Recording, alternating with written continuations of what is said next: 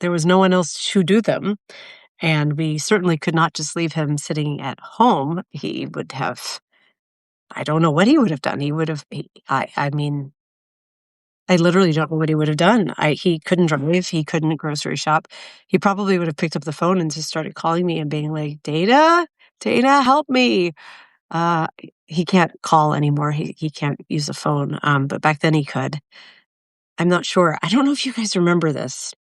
I mean, you probably do. It wasn't that long ago. But in the news months ago, I think, maybe a year ago, but the actor Gene Hackman and his wife were both found dead in their home, and he had very late stage dementia. She was like 3 decades younger than him, I think, but yeah, about 30 years younger. And what they came to find as the causes of death, because the 2 people were dead. One dog was alive, the other dog was dead.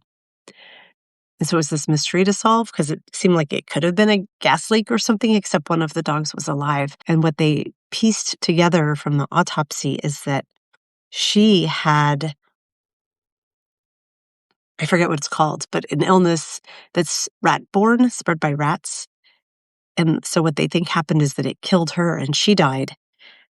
And then he couldn't care for himself or the dogs. And 2 of the 3 died.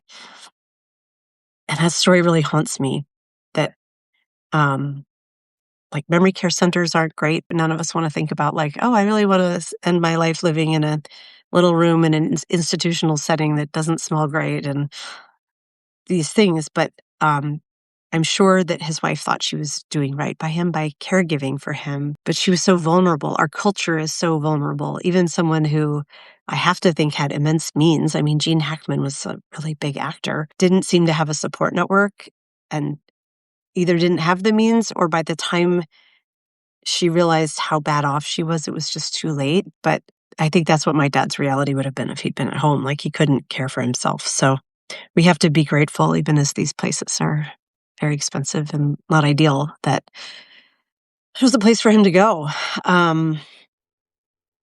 Yeah. And there was a place for Woody the dog to go that ultimately ended up being the very, very best place. So I'm going to look to see if there's some comments here.